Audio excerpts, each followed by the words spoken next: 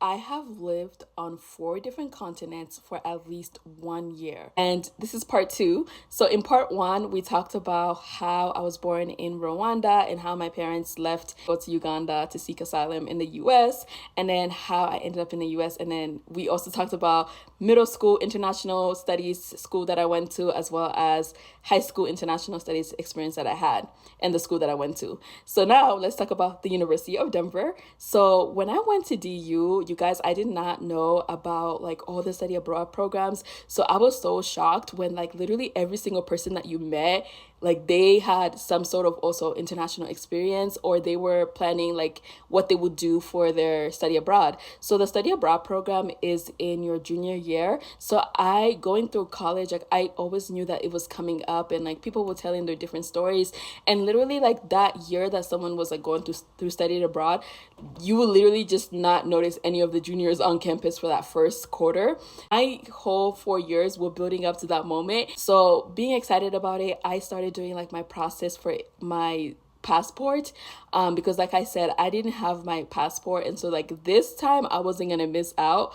And because my parents got their citizenship and then I didn't have like a birth certificate, I had to do my citizenship test by myself. So I had to like literally study, and I had to like make an appointment and like do all the paperwork and get it done. And I got it done. It took about a year. So I think I started that process my junior year because I had procrastinated, but I was like, I'm still gonna go my senior year, because you can go, I think you can go starting from your junior year to your senior year. So I just pushed mine off to my senior year, and I started the process to get my passport my junior year.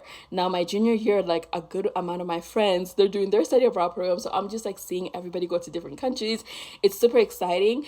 And then I also like started my process. So like those people that went junior year, they started their study abroad process when they were in their sophomore year. So basically for junior year, you have to take a class, like a study abroad class. That's a requirement. In that study abroad class, like they teach you how to like assimilate to the culture. They talk about culture shock. You talk about different places in the world, international issues. Like there's so many things that happen to prepare you so that you're ready to go to that program. And then also like students who've already studied abroad come in and they talk about their experiences. And okay, what's really cool about my school, which makes it so easy for like most of the students to study abroad there, is that basically what my school does is they have like, I would say at least 100 or more different programs that they've partnered with that are international. And so basically what happens is that the tuition that you would be spending for your order would go directly to that school. So what you would be given the school, they just take it from you and then they just like apply it towards your program. Like that's how they figured out. And it works so perfectly because all you really have to worry about is like food and like just like personal care. And in some schools, like if they're doing food, if you paid for food, you don't have to worry about food at all. But like accommodation was taken care of, my tuition was taken care of, my flight was booked for me, my visa I feel like they took care of. Like all I gotta do is show up and have some money for food and have some money for transportation and personal care. So that's how my school does it, and that's how we all end up going abroad. And also at this time, my junior year, my sister, because she had seen like all that was going on at my school, and it made her be very curious about her own school. We went to different schools, so like at the very last minute she was like, I'm studying abroad too. And so she started doing her process to study abroad in Australia, Perth, Australia. And so my junior year, my sister goes to study abroad in Perth, Australia, because of like, just because we went to the same high school. So we already were exposed to the world, and study abroad had been something that we just both wanted so badly. We were ready for it. So she studied abroad in Australia and I started my process. So when you're doing the study abroad process, you get to choose 3 different schools that you put on your list where you would want to study at, because there's so many students that are applying and like some programs are very limited. So for me, I think my top schools were, I wanted to go to a school in South Africa, but like my GPA was zero point 0.1 off of like what the requirement was. So like there's GPA requirements. Some of the schools don't have that, so you don't have to worry about that.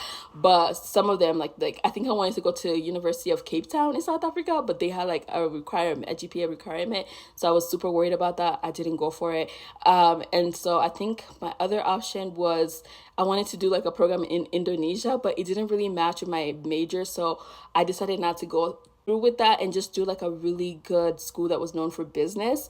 And that's how I ended up in London. So I ended up choosing London. And then like when you put your choices down, like you put your top one, which I put London, then like in May they do like this big ceremony where everybody comes and like there's like flags all over the room. Like it's like in a big open air room and there's flags from like all the countries in the world, because you guys, they literally have programs everywhere. They have programs in Indonesia, they have programs in Thailand, all over Asia, all over Africa. There's programs in Ghana, Senegal, like all over the world. Like I knew people who went to New Zealand, Australia.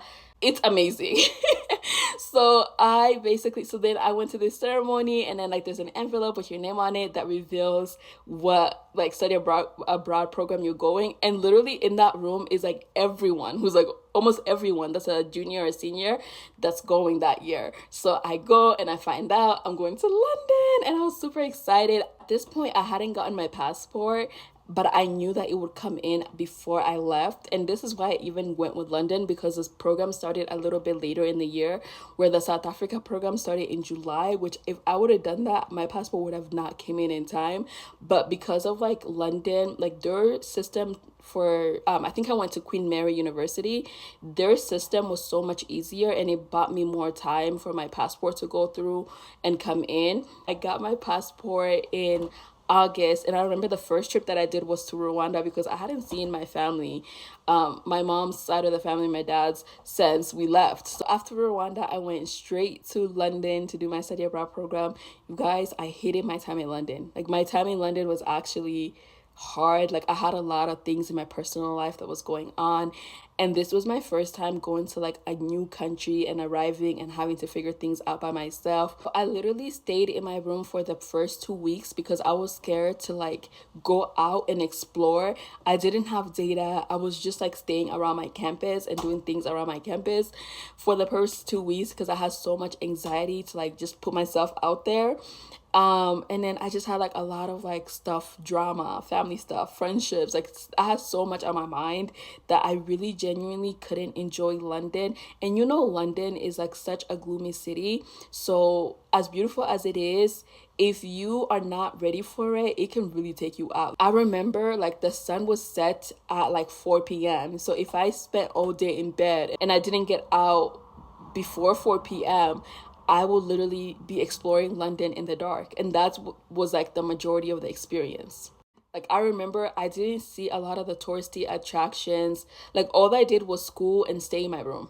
Sometimes I would explore, but for the most part, so London is super expensive. So like you really got to be careful with money. By the time that I left London, I just remember thinking like I really need to redo this. And that's where part 3 comes in. So we'll be back to talk about how I ended up back in London and how like I ended up doing the 1 year, because the first time we did like 3 months. So it hasn't been at the 1 year mark yet.